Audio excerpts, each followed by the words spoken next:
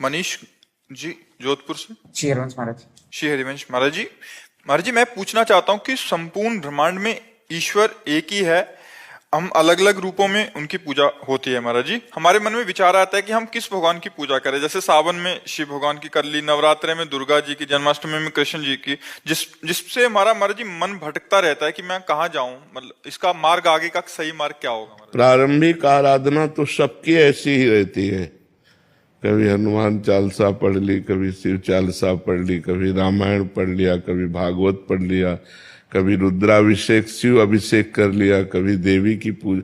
प्रारंभिक सबकी आराधना यही रहती है। आगे चलकर जो भक्ति रंग लाती है तो फिर प्रेम प्रकट होता है, और प्रेम गलियति सांकरी तामे दो न समाये। फिर प्रेम में एक से प्रेम होता है, प्रेम एक से होता है। फिर वो राम कृष्ण हरि जो नाम रूप पकड़ ले, फिर उसी में प्रेम कर ले। एक से प्रेम होता है। आराधना अनेक से प्रारंभ होती है और स्थिति एक में आती है, फिर बात तभी बनती है।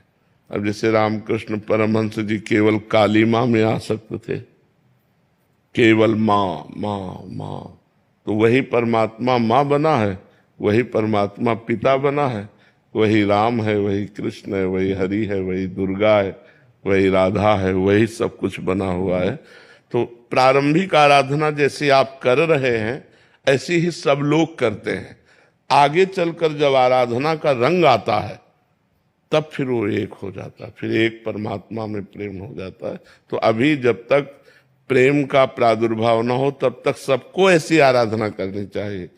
गणेश चतुर्थी को गणेश जी की पूजा, नौ दुर्गों में देवी जी की पूजा, तो जो जैसे अपने सनातन धर्म में आ रहा है होता हुआ सबको ही ऐसा करता है, करना चाहिए।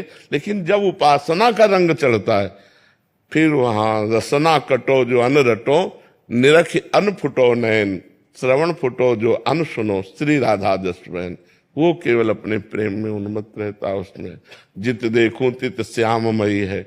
उद्धव जी ज्ञान समझाने गए गोपिकाओं को, गोपिकाओं ने कहा ये ब्रह्म ज्ञान अपने पास रखो, हमारा ब्रह्म हमारे नेत्रों में समाया हुआ है, हमारे हृदय में समाया हुआ है। कण कण में जित देखूं तित श्याममयी।